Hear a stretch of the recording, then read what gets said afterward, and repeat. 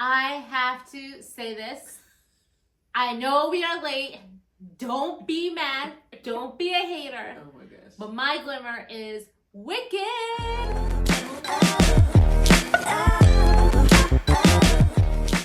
Hello, everyone. Hey, y'all. Welcome back to A Flow of Our Own. I'm Tara. I'm Laura. We are two black femmes who pretty much talk about everything. Everything under the sun is free game. We are your new besties. Please join us, and we're going to be posting monthly videos. So let's get into it. Well, it's a lot going on in the world. So much going on, to say the least. Right. And we have a few segments for you today. So we're going to start with What in the World, where we talk about current events. Then we'll jump into Question of the Day. We typically start with Question of the Day, but we feel like with everything going on in the world, it's really important to kind of ground ourselves in that first. Then we'll go into Glimmers and Simmers, where we talk about things that are glimmers that give us joy or spark joy in our lives. And simmers, things that we really want to maybe sit with for a little bit. Basically, we're just going to be talking like we always do, Pretty rambling much. on. Yeah. Exactly. Yeah. How are you doing today, Tara? I'm tired. I think that is the vibe of the whole nation, maybe the entire globe. Yes. Everybody's tired. Everybody I talk to is like, I'm tired in some sort of way. I feel you. I am there. We are all in this together. Mm-hmm. So we're starting with What in the World. I wonder, for you, what is the most kind of pertinent thing that's happening right now? Yeah, it's very petty. We like petty. So Wasn't there an article that just came out that people who have high IQs and are intelligent actually gossip a lot? Yes. So we're I ahead of our time. I'm an investigative journalist. It's true. So the inauguration is happening soon, and The tea. I know what you're meant. Michelle Obama was like, "Grind going," and that just brought me Deuces, so much much joy joy. to her being like, "I'm not going. I'm not doing this. I'm removing myself from this space." It gave me just a lot of joy. First of all, it's not just not going to the inauguration. She also did not go to the recent funeral. right, She's for like, President Carter. Yeah, She's like, listen, Carter, love ya, but I'm not going to be around Trump. No way, no. Especially when she learned the seating assignment. Because she's like, I'm gonna sit next to that man. Absolutely not. Or Fanta Fontana. What do you call her? I'll call him a Fanta fascist. Fanta fascist. Yeah. Want a Fanta? Don't you want a Fanta? No, we don't want a Fanta. We don't want a Fanta fascist. Bye. But I just want to back it up to the funeral. Like, what was Trump saying to Obama? And why was Obama engaging? I mean, I'm not surprised Obama was engaging. I mean, yes, all presidents are war criminals, but seriously. no, not just like war criminals. I'm not saying that. I mean, what I'm saying is that they're not all great. I'm not all great, but I think he's one of those people that does the niceties really well, and I think he just goes into the mode being like, oh, okay, I have to be cordial and nice. He's always gonna be the cool guy. Right. He's always gonna be listen, cordial. You tried to tell me I wasn't a U.S. citizen. You tried to get me out of my job, but I'm still gonna be rise above. But Michelle Obama, who coined rising above, and Candy Burris from Atlanta, who was like, I am not Michelle Obama. I will not rise above. Of course, we have a Rise of Atlanta reference. But I feel like even Michelle Obama's not even taking her own advice anymore. She's like, I'm not going high. I think it's not just going high. I think it's just do I want it's a boundary to spend time doing this next to this person? No, I don't. Yeah. And I don't have to. Right, so I'm gonna protect my peace. And I appreciate that. And a lesson in protecting your peace. Michelle Obama, thank you for constantly, within your role and beyond your role, still guiding us, right?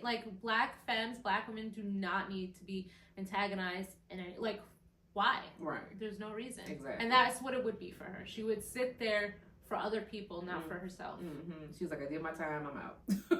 Listen, I showed everybody my beautiful arms. I got my beautiful braids now. Right, she got the braids in. She's like, I don't need to do this. I raised my children. Right. I'm out here living. I wrote my book. Leave me alone. Leave me alone. So shout out to her. I aspire. Yeah, shout out to her doing her thing. Listen, may we all do exactly what we want to do. We got Michelle. The world's looking up in some ways. But I do think it's a little shady boots that the inauguration is going to be on MLK Oh my weekend. gosh. Is it? It is, and I didn't realize it until I was looking at the calendar, and I was like, wait a minute. Why would you Why do would that? you schedule it right here? You know exactly why. I mean, we know why, right? Because the White House is on Black Lives Matter Road. Is it the road or I don't halfway? know. But basically, Parkway? like, you know, this would be like, we're going to act like this is not important, and look at me. And I hope it rains the whole day. I do hope it rains. And I just hope that's a miserable day, and I hope that his presidency does not go well. I hope that he does not get any of his terrible policies to go through. And I hope that we never have to see him again after these 4 years are over. And I hope that we were just going to pretend he doesn't exist. Yeah. But the reality is that we are going to experience the wrath. Yeah, I feel like I'm going to make this episode longer, but did you hear about the Carrie Underwood? Oh my gosh, wait. Carrie Underwood, the Village People, YMCA's canceled. I'm just kidding. Yeah, I was like, apparently not all the. I thought everybody involved with the Village People identified as like gay or queer. Yes. Apparently that is not the case. So but like they don't. One of the guys does it, and I guess he's like the main guy. First of all, I don't know who's alive in the Village People. I'm going to be very honest because who's been keeping up with the Village People all these years? Listen, every single wedding in the history of time not every has single played one. No, not every single one. Really? I think every single one. No, I would bet my bottom dollar. Did play at your wedding? Yeah. I don't remember this. I have video of everybody at the wedding. I literally have a photo of some people like. Okay. They played at some people's wedding. They did not play at every people's wedding. Not literally, but like a majority. I would say a good 80 to 90% of people. We don't have those. But what we're talking about, statistics about that.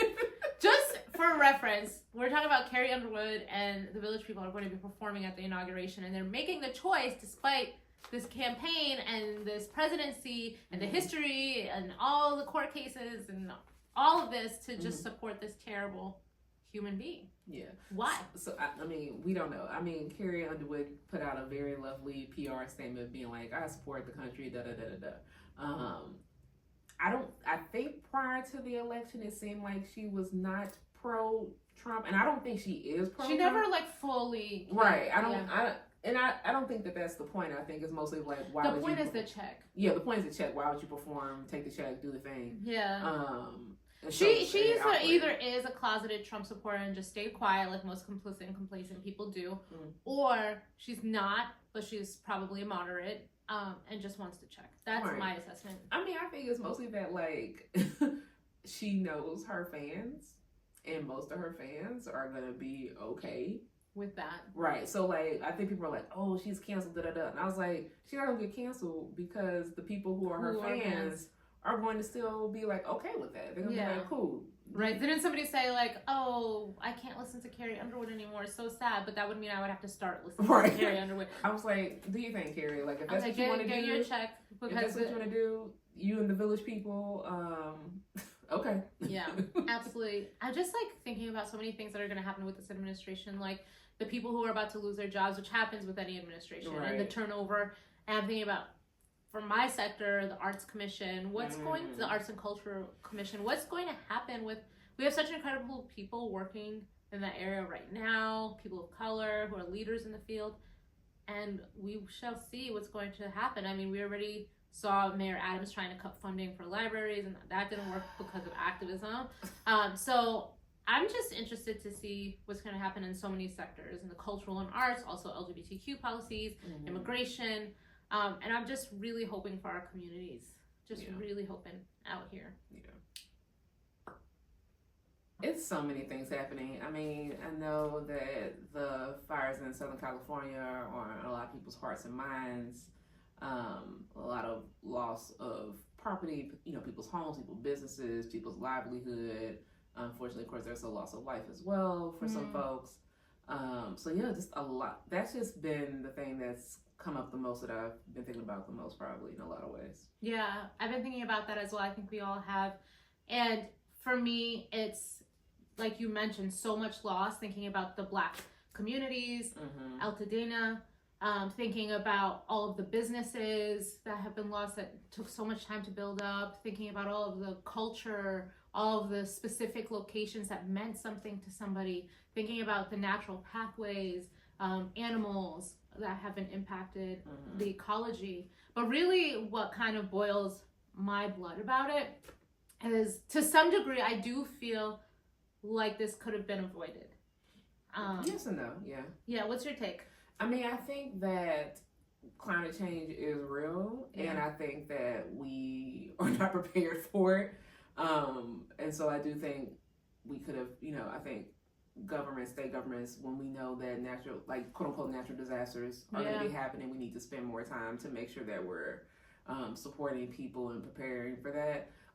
And I think you can't predict when things are going to happen with these things, right? Yeah. So as folks are saying, like, this is the first time like those areas have burned like this, and so I don't think people were even thinking that was going to happen in that way. Like, we know the California fires happen not just in California, but in the Southwest in general. Yeah, they're common. Right, they're common, and it just went to a degree that I think no one was prepared for. Yeah, absolutely. And what I mean by sort of prevent, I agree with you, right? That natural disasters happen and we have to deal with them. But I guess I mean to this scale. And you point to the fact of, climate crisis that we're in. And I wonder, obviously we can't go back and undo all of the capitalist issues and problems that have led to the climate crisis today. But I do feel that is somewhat to blame, right? I do feel that colonialism and capitalism have gotten us to the position where it is so dire. And a lot of people are even questioning, is it a natural disaster or is it a function of climate crisis, right? And some other aspects that have been coming up are the idea of, even from a colonial perspective, thinking of the plants that are in that area that are not indigenous plants, like eucalyptus trees, etc., that actually catch on fire more quickly, whereas indigenous plants are more suitable for fires in that area. And a lot of people have been pointing to indigenous traditions of burning down forests and plants in certain times of the year to prevent fires and actually to regenerate the land. And that practice was outlawed in 1850. So I'm wondering, personally, if we had indigenous stewardship, if indigenous practices were allowed to continue, if climate crisis wasn't so dire in response to fossil fuels and all of this, would this have happened? I do think there are some steps that could have prevented this. But maybe that's not useful in this moment. Maybe what's more useful is actually just immediate response and aid. Right. I think sometimes we're so quick to be like, okay, why did this happen? Which I do think it's important to talk about that. But people are like, child, I lost my home. Like, what am I going to do now? And I think sometimes, like, we got to think about that. And, like, colonialism has affected, and capitalism have definitely affected climate change. And it's not just about this one region. And, when folks have talked about climate change over the decades, they've been very clear that it's going to get closer and closer to people's homes. It's going to very much affect Black and brown communities more, because we tend to live in areas that get affected by climate in different sort of ways. Because they've been redlined, low income, things like that, right? Even though, like, Altadena was a kind of like quote unquote middle class, Black area, but like, just like these, like, yes, some things could have been prevented, and like this is where we at now. This is where we're at, right? So maybe it's best to move forward. But also, like, respect that this is devastating, and trying to figure out what we can do to support the folks there. I know there have been a lot of mutual aid things being done in LA and around the area to support those folks. People are doing what they can, and it's going to take a long time to rebuild. And the question is, for me, is like, is the federal government actually going to help folks? I know we've seen again after disasters, whether they're natural or unnatural, whatever. Communities respond faster. Right, the community responds faster, but also, like, depending on the politics of whatever administration is in office or coming in office, that is going to affect those folks as well. What their priorities are. Right, because the speaker right now is saying, like, well, we should put parameters and things in place, like, for if, to give California the disaster, the money for this, they want to put limits on it, or they wanted to make them do things. So, well, I mean, we can even talk specifically in numbers. So far, we can point to 80 billion for example, Israel to bomb Palestine, right? So that tells you right there what the priorities are. Right. That we're quick to jump into wars and to get involved overseas, but we're less likely to support people within our own backyards. And it was reminding me of this one quote that I saw that someone said, that I actually posted to my social media, that we love as a nation a good story of people helping each other, which Tara pointed to. We've seen so much mutual aid efforts, everybody getting involved, making donation plans, doing what they can to support one another, people coming into their own homes. So we love those kind of feel good stories, but yet our governments shy away and shame the notion of putting those actual practices into governmental policies and actually caring for people. Yeah. So I wonder if these kind of moments of showing extreme devastation will in fact inspire any change. And typically, historically, they haven't. Everything we've gotten is through activism, as we keep saying. However, I do wonder now that we're seeing communities who have not been impacted, as you mentioned, the fires have not typically happened in that area, and we're seeing quote unquote celebrities and wealthy folks being impacted. Might this make some change now that we're seeing different populations impacted? No. Probably not, right? I mean, not on a government level. I think we may see it on a community level, but government-wise, no. And I think even when we talk about, people are talking about this this disaster happening, you have folks who are they don't care, or they almost feel like it's deserved, right? Because people think like it's just celebrities, right? Or people think that's just rich people because, just because a house costs $1 million doesn't mean that it's like a mansion. But, if you live in a certain area, that's what you assume, right? And so I do think there are folks who just don't care because it's not affecting them. And I think that's what tends to happen to some folks, is like, unless it happens to them or to their communities, folks they see as their communities, then they don't care. But I do think it's going to, perhaps on a regional level in that area, create some sort of change. And so I'm hoping that is a jump start for that, at least, right, on a regional or state level. It may not be on a federal level, but at least on the state level or a regional level, to be like, okay, what can we do to support these communities better? But that's it's not a quick thing. It's going to be years, decades maybe, before folks are able to really build up again in the same way they were. I mean, this is a tragedy, and there's so many ways we can talk about it, as we are, from political to community and mutual aid to actually loss to the history to climate crisis and environmental justice. There's so many angles to have this conversation, and I think a lot of people are responding and acting. There's a lot happening because we just want to correct it and fix it. And I think it does require some work on the ground level. And I think it does take some intellectual and some advocacy and some policy change. But I think we do need to get there if we are going to save this planet. Just quite frankly, we've seen the disasters increasing. As you mentioned, it's not just a local issue. This is happening to LA in this moment, but there's countless disasters happening around the globe, and it's all interconnected. So I think we have to consider how borders are false, right? They're not real. What we do here impacts the nation, and what we do as a nation impacts the globe. And we have a responsibility. I know I'm preaching to the choir, but we all have a responsibility. I mean, but we currently also have government officials in place who do not believe in climate change. And the incoming administration in particular. Right, and do not even follow science, really.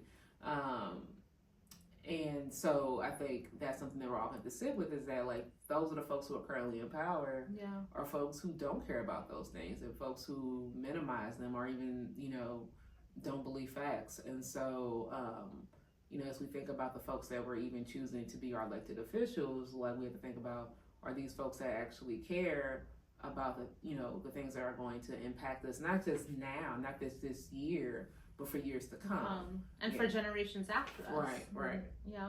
I think that's really the question. How do we organize and continue in our community efforts to overcome climate crisis and disasters, whether natural or not, however you frame it, when you have an administration who doesn't even believe that climate crisis exists? Yeah, and there are folks doing the work. I think sometimes because we don't see them like big, bright. Of course, yeah. But there are folks doing the work. There are folks who are, coming to the table, talking to political officials.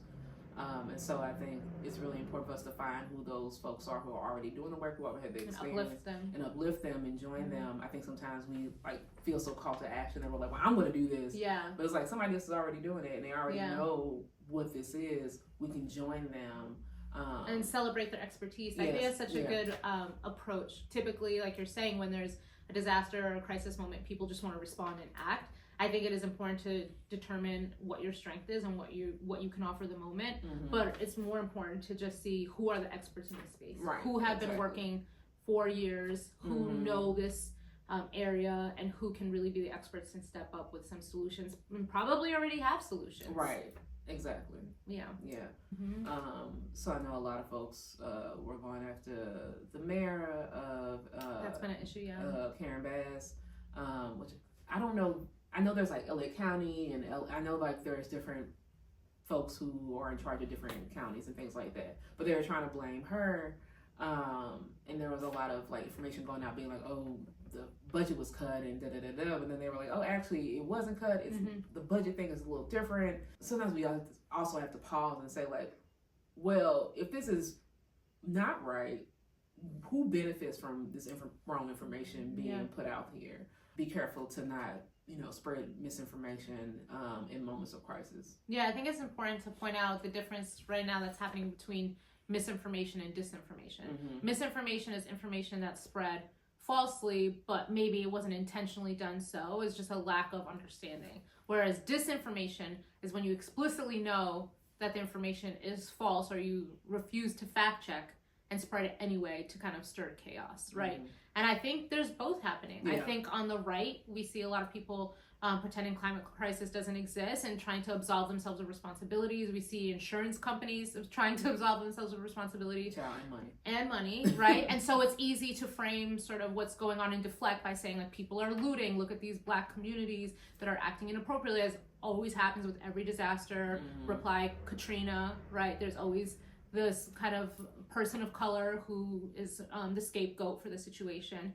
But I think that we also have to look at within ourselves, right? Do the due diligence before sharing information and seek the experts who know, right, the information instead of just spreading false information. There's no point to that. It doesn't help anybody. And as we've been talking about, I really do think that we should just be centering right now getting aid to people on the ground and channel that activist, that organizing energy towards how can we rebuild historically Black communities, low-income communities, those who are impacted the most. How can we uplift those communities right now? I think that's where our efforts should go. And we often talk about abolition as friends in this podcast, as organizers, but abolition is also about imagining better worlds. And I think that's one thing that genuinely we do well as marginalized communities is organize to help one another. We have always done that throughout history. That's how we've overcome and been resilient. But I think in this moment, imagining as the world is literally crumbling in front of us, we're in this dystopian moment where there's fires everywhere in all types of ways. What does it mean right now to imagine those worlds and kind of, I'm not saying F the government, right? We have to pay attention. We have to vote in people that we want to see. But at the same time, we do operate faster in community, just direct, right? So what are the things that we want to see? What are the seeds we want to sow, right? I'm thinking about, Octavia Butler, who I'm wearing today, to kind of channel her energy and thinking in this moment because she studied history and she predicted that these fires were actually going to happen in LA. If you read the Parable of the Sower series, she has a quote where she says, February 1st, 2025, there's a fire in LA, right? And she predicted this because she studied history. And if anyone's paying attention, we can see where the world is headed. So that responsibility really should be on the folks who got us here. But at the end of the day, we free us, we save us, right? We keep us safe. So that's what I'm kind of interested in, is seeing really what's going to happen in these moments of this dystopian reality. Where are we going as a people? Well, Octavia Butler also said that, there was an interview with her, I think I can't remember what publication it was. And I was like, what's the solution then for all these things? And she was like, there's not one solution. Yeah. There's no magic bullet. I think sometimes we're like, well, we do this one thing and then we'll fix all of this. Yeah. And there is no one thing. And yes, it is going to be the federal government doing things, and it's going to be like, what are we willing to invest in as well? What are we willing to divest in, so that we can, better our communities and be responsive when we need to be responsive, but also be proactive when we need to be proactive. Yeah, absolutely. So here's to the future. We're creating it right now, and we deserve a better right now. But I think a lot of it is on us, unfortunately, when it shouldn't be. Yeah. But sending love to all of our viewers who are in LA. In Southern California, yeah, for sure. Or if you have any family or friends who have been impacted. All right, y'all. We are getting into the segment of question of the day. So Lily, you talked about this to me. Like, how do you hone your confidence? So that's a good question. How do you hone your confidence? I think it's a wild question because confidence is something that comes from within. I've heard people say this, that confidence is a muscle, right? You have to work at it. And so that's something that I think about often. It's not something you just wake up and do. It's not something you can take for granted. And there are different arenas where confidence comes into play, right? You might have more confidence in one area than the other, right? Maybe in your friend group you feel super confident, but maybe at work you don't for whatever reason. Thinking about the sort of isms that we can experience as Black queer femmes in the workplace, right? The homophobia, the racism, the sexism, etc. So, microaggressions do happen. So I often think about, how do I prepare myself to still be confident in these sort of spaces, but also just navigating the world in general, right? So I think confidence is something that can shift depending where you are, what scenario you're in, but at the end of the day, it comes from within. So some things that I do to hone my confidence is really think about affirmations. And I don't mean affirmations in just like, oh, say these things to yourself and they'll come true or they'll happen, right? We have to work at it so we genuinely believe it internally. So for me, I do write down successful things about myself, areas where I'm growing and working, right? So it's not just you're perfect, but these are also things that you're working on. And there's confidence in that and knowing, hey, this is an area I can grow in, but I'm working towards it. And that means I'm on top of it. That means I'm aware. That means I care. So I think journaling for me is a real way of developing that and for the long term. But there's some tips and tricks that I have for the short term. Personally, sometimes just wearing, for example, a nice outfit makes me feel good about myself. And so that's a way to kind of like trick myself into having confidence for that one moment, right? So I'm having a bad day, I have a big meeting, so I'm gonna look extra cute, and even if I don't necessarily feel it on the inside, which is real sometimes, I can at least present to the world how I see myself and how I want to be treated. So that's I have many, but I wonder for you, how do you hone your confidence? Because I'm just rambling. Per usual. Oh my gosh. I think first, you have to just be kind to yourself. Yeah. I think so often we're playing the game of comparison, we're playing the game of perfectionism, we're trying to be like, I gotta be this, and this, and it's like, you don't have to be all that, that's okay.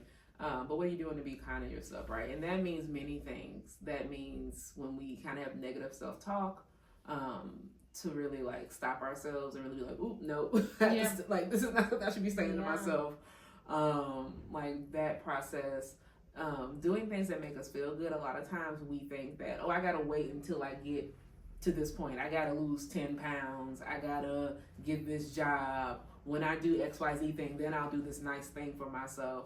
And it's like, you can do it now, right? Yeah, you just do it. You don't have to wait to do nice things for yourself and take care of yourself. And I really do think that taking care of yourself and being kind to yourself reminds you of your worth, right? Which you are worthy just simply by existing. And so I do think like doing those things that make you feel good. Like you said, like it can be wearing an outfit, but it can also be like, maybe getting ice cream once a week makes me feel good. Cool. Do your thing. Get your ice cream once a week if that makes you feel good, right? Taking a class on a certain thing that makes you feel good. And I think it's a difference between feeling good and feeling comfortable, because I think sometimes we go into comfort, which can be fine. Like, I'm not ragging on comfort, but I think sometimes when we talk about comfort, sometimes it's us doing things that are just like the bare minimum for ourselves. Like, I can sit here and watch TV. Yeah. And that's cool. There's nothing wrong with that. Yeah, like the familiar. Yeah, the familiar. But like, it's different to be like, oh, I'm gonna like do something, like, oh, I want to take a class, or like, oh, I want to go see the water, or, you know, like taking yourself out of like just this little space. Because sometimes I feel like we pick the familiar because the familiar feels safe, and and if we put ourselves out there in doing things that make us feel good, we also are reminded that we build that safety for ourselves, and we can still be safe in different ways. So yeah, I do feel like being kind to yourself, doing things that make you feel good, exploring are ways to build confidence bit by bit. Because sometimes you don't have the language to say like, I like XYZ by myself, but doing things that make you feel good, you start to feel like, I can get there little by little. Yeah, so it's really about being in relationship with yourself.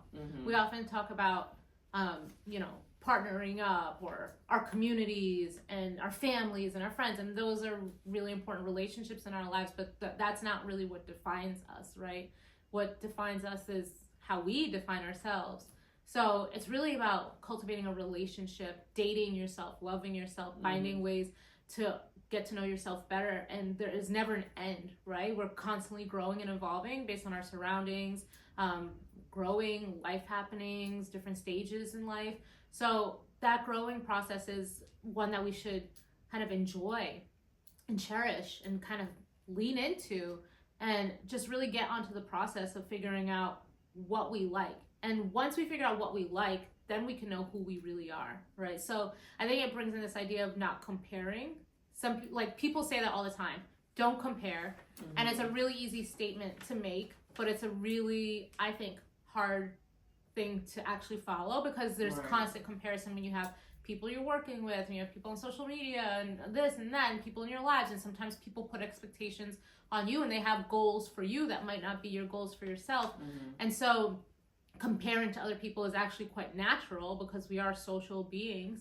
But at the end of the day, I think we need to be happy with our own goals, and we need to be happy with our own realities and how we feel about ourselves. And that just takes work. But I love how you framed it, that it doesn't have to be like hard or difficult. No. It can be just treating yourself. It can just be like enjoying yourself. Right. But I do think whether you're partnered up or not, you have to date yourself. You have to get to know yourself. Yeah. All right, y'all. We are now at Glimmers and Simmers. So just a reminder what glimmers are. These are the things that bring us joy, they bring us pleasure, that maybe like a little point of light in our lives. While simmers are things that make us think, that we're pondering on, that we're still trying to build as we move along. Okay, so I have a proposal. Okay. I'll give a glimmer and you give a simmer. All right. Okay. All right. I have to say this. I know we are late. Don't be mad. Don't be a hater. Oh my gosh. But my glimmer is Wicked, the movie. Okay, I think it's funny though, What? because you have, a lot of us always like, I don't like musicals. I hate musicals. I hate musicals. Not even not like, I hate musicals. And yet, Wicked. I kind of first, let's be real, I actually forgot that it was a musical.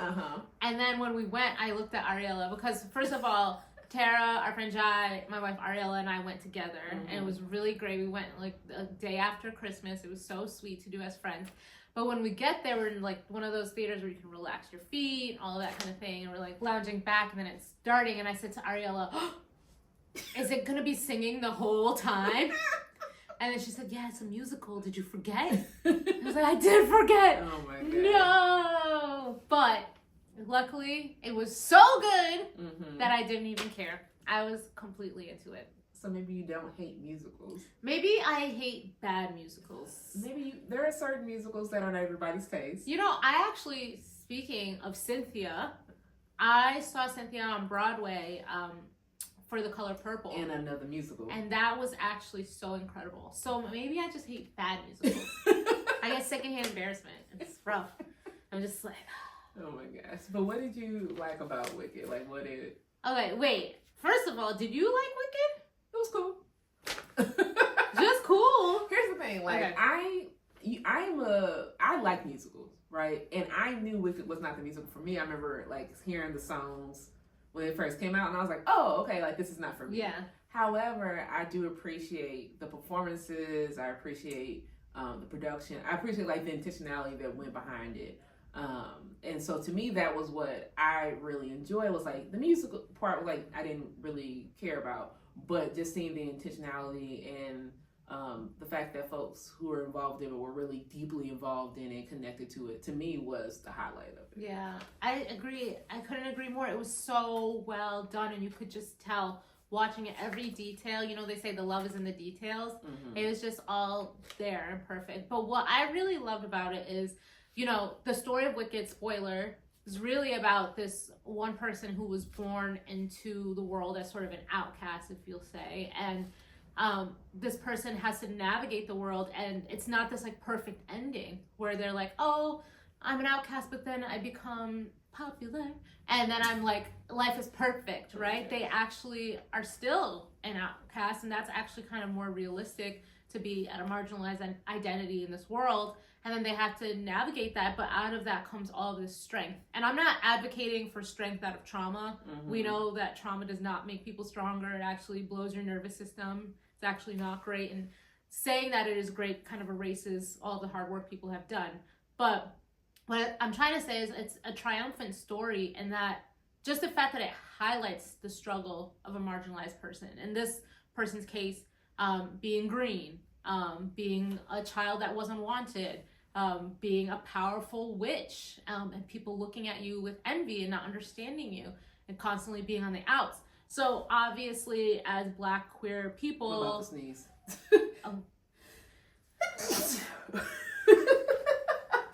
That was so beautiful, very theatrical. Like, well, you should have been in Wicked.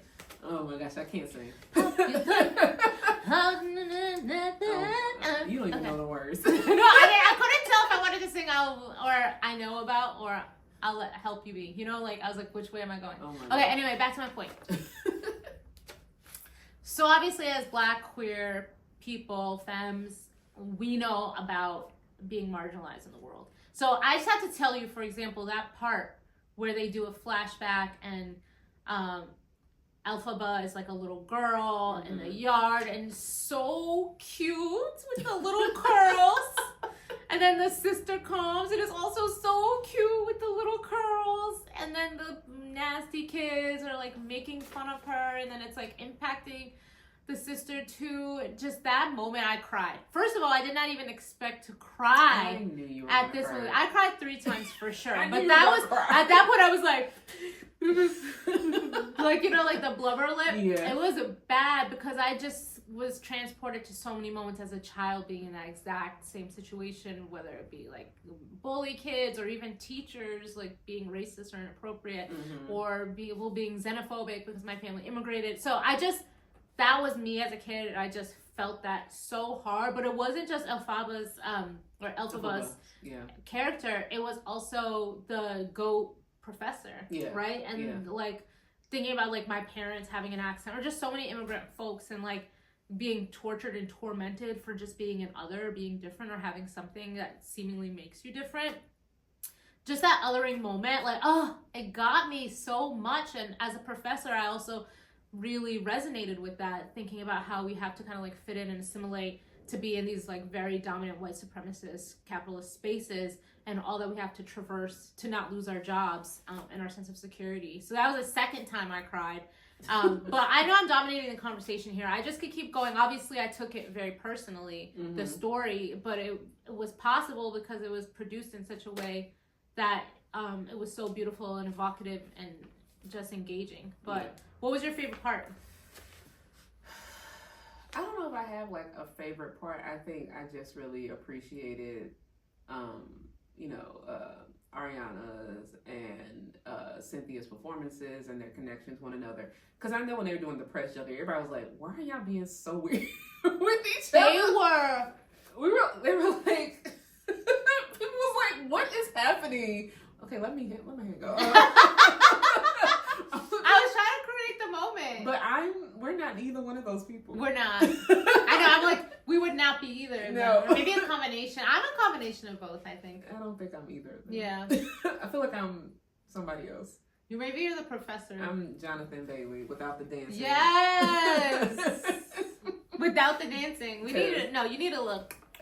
Child, because he was doing so I was like, child, Yeah. You were working hard for that coin. He probably was like rehearsing during like he would go to Bridgerton, like rehearsing at like on the show, like, and then he would go back, like. So that's why, but he wasn't playing like uncommon. The characters were a little bit similar. Yeah, they were similar, but still, like just being like, oh, I'm doing this, like, very athletic choreography. I'm singing on a horse, jumping. Right, I'm jumping off lifting horses. People in a library. Right, like it's a lot going on. So yeah, I don't necessarily have like a favorite moment. I just feel like the way it was filmed, because I was curious when they were like, oh, we're doing 2 parts. I was like, why? Why would you do that?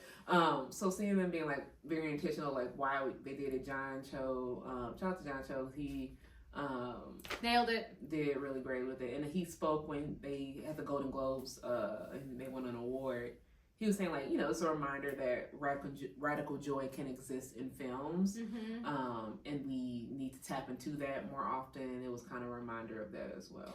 Yeah, I think it's such an important comment, because often we actually process the world through art, right? We don't necessarily always have the feelings or the words for something, but maybe you hear a song or you watch a play or you see a painting and you're like, it just gets me, like me crying, right? Like that is what communicates for the world, right? You, as an artist, you have a responsibility to reflect the times, and I do feel like the times went a little bit into these characters. The fact that Cynthia was cast and she's a Black person, right? To thinking about even the micro braids on the screens, like that's not something that as Black people we take for granted. We rarely see that in such a major role. To the wig artist. Yes, and the wig artist, the nail artist, the makeup artist, having a Black person in that role, it was just really important for this time. Also seeing so many different other characters, seeing a couple characters as wheelchair users. Michelle Yeoh's character. There's so many incredible decisions that went into this that makes it a reflection of the times, not just a film. And I think you pointed out to me that the original Wicked, Elphaba's character was also cast by a person who's an actor who's of Jewish identity. And thinking about how historically this role has been cast by people who can speak to that experience of being marginalized. And continuing in that legacy with this film was really important. Right. So my simmer. So I read the book Wicked by Gregory Maguire right when the musical was coming out in the early 2000s when I was in high school.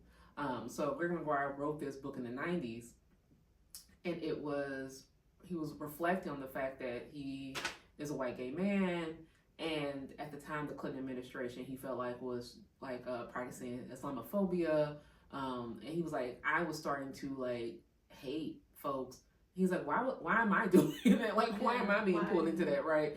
And how quickly propaganda, what we're told about people becomes our narratives about them. Like, it plays into the film, plays into the book. So, for example, the spoiler alert, skip the next minute if you haven't seen the film or read the book. But the animal characters, like, they are chosen as, like, for lack of a better word, scapegoats to bring people together. Like, oh, we're going to pick somebody that we're going to be against so that we can like unite and get power.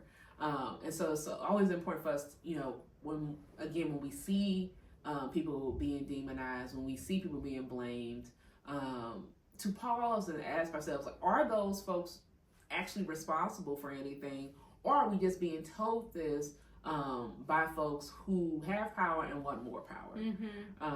And it reminds me of all these stories that are coming out within quote unquote pop culture, like the situation with Blake Lively, where it's a lot of back and forth going on right now, but there was a New York Times article where she pointed out that the PR company that was representing Justin, what's his last name? Belladonni? I'm not sure, to be honest, but I do know the actor because I had seen him on other shows like Jane the Virgin. He's very popular. Yeah, so that PR company was basically like, putting smear campaign out. From what I understand, he's both acting and directing yes. in that film. Yes. And what's the name of the film? Child, that's a good question. I don't remember. Yeah, it ends with us or something like that. It ends with us. Yeah. And for those who haven't heard of the story, Blake Lively is now suing this actor and director allegedly for sexual harassment on set and for retaliation. So there's kind of two different cases going on here within the same case. He's trying to countersue and say that her and her husband, Ryan Reynolds, were trying to intimidate him as well.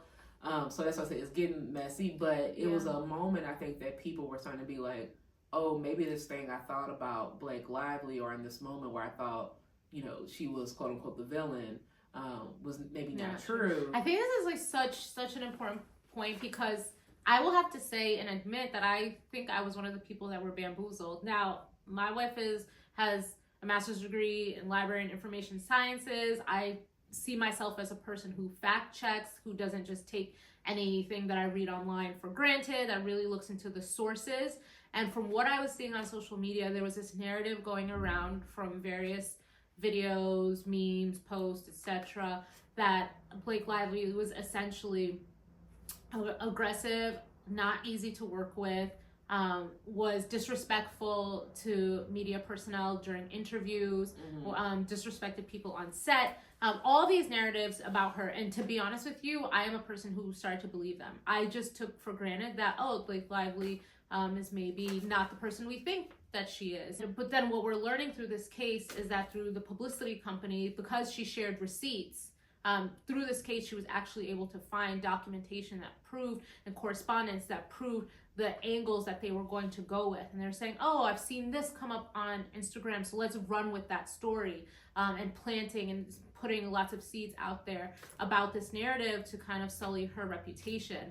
And once I saw the receipts and I saw the evidence, and I knew exactly the memes that I had seen and exactly the reels that I had seen put together, and I realized, I was one of the people who fell for the propaganda. Yeah. And so it just shows how powerful social media, AI, all of this is in this moment, and just how careful we need to be with the information that we're taking in. Yeah. And not to say that Blake's perfect. Right, because I'm not saying I'm Team Blake. Right, I think because I'm like taking it, because I think sometimes what happens when we see folks who have been victims of sexual harassment, or just harassment in general, is people trying to rewrite the narrative, being like, this person is like a fantastic, great person. Yeah, it doesn't mean you're perfect. They've never done anything wrong in their lives. And it's like, that's not what it's about. Yeah. It's about this person who was harmed in this space where they should not have experienced harm. Yeah. And that is the issue. That is the issue. And I think it gets messy because, this is background information.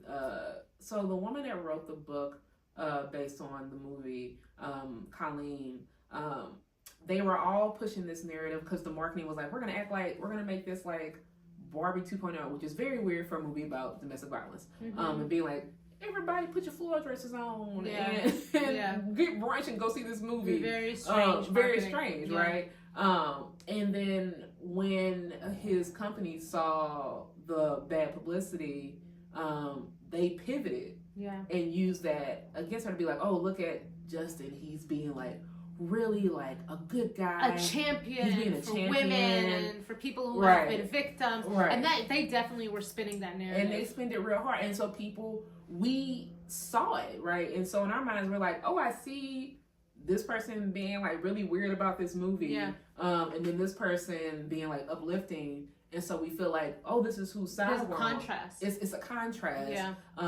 And not knowing what had happened behind the scenes. And that often happens, right? Yeah. So Neil Gaiman is fantasy writing, he's writing comics. A lot of his stuff has been turned into movies in the past, like 10, 15 years, like Coraline, The Sandman Chronicles, etc., right? There recently was a very like heavy article in Vulture, definitely a trigger warning if you have not read that article, where they talk about him sexually assaulting young women, sometimes young women who were like nannies and folks who were working for him and things like that, young fans. And he was someone who had the reputation of being like an ally, being a feminist ally, being one of the good ones. And when this came out, people were very shocked, right? Because it went against everything they've seen about him. And it's sometimes a reminder, like, yes, people public facing, whether it's performative, whatever, may show one side. It does not mean that behind the scenes or away from eyes, they are not causing harm, and they cannot cause harm. Absolutely. Yeah. And it points to so many things that are happening right now. We just saw the case with that very brave woman in France who had been assaulted multiple times by her husband while she was unconscious.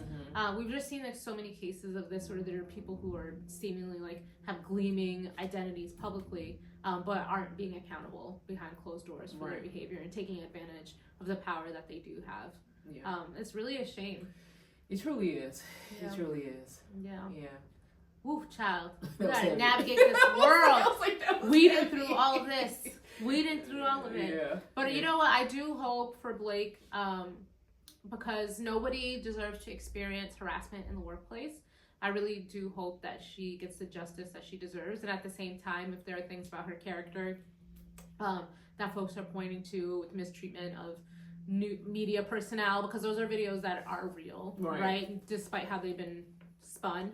Hopefully she can learn from this as well, the feedback that she's getting. But I feel it's a shame that she has to learn about this feedback while she's experiencing harassment, because I'm sure it's really re-traumatizing to be in a court case litigating something that you experienced, and that's real. Yeah, and I think it's sometimes a reminder of us as well, because I think sometimes we have this idea of like, well, if someone has power or money, they can't be harassed. It's gonna somehow skip them.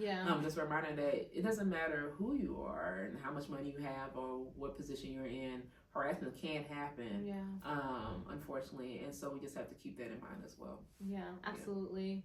Yeah, we can't just be absolved because we have the money to get out of it. Right. And also having the money doesn't absolve you. Like I think about like Skip Gates, who was arrested outside of his home in Harvard University because police thought he was breaking into his own home. Doesn't matter how much money he has, he's a black person, and the police used their power to antagonize him outside of his own home. So yeah, money and power does not absolve anybody. So let's try to be good people. Let's try, folks. That's a new idea for the world. Let's try to be good. Did you wink at the camera? I did. What was that? I'm working on winking. Speaking of confidence, I'm working on it. Okay, you're not doing it. You're blinking. Oh my god. Okay, can you wink? Let's see it. It's because you do it. And So then that you way go the like other that. eye. I can do it without. Okay, that was better. Yeah, but your other cheek is like because if you try, because you stop yourself from blinking. Because you're blinking. We both can't wink. All right, so we're gonna wrap it up here. I think we went through a lot of different topics today, from what in the world to question of the day to glimmers and simmers. The world is on fire, but there's also some radical joy, and we're gonna hold each other through these times, and we're gonna hold you. So we hope to see you back. Please like and subscribe so that we can continue to do this. And thank you for being our virtual besties. Bye, y'all. Bye.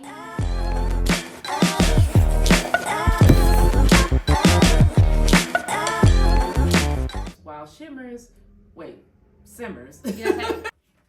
news! I love how you're always like, I'm enough.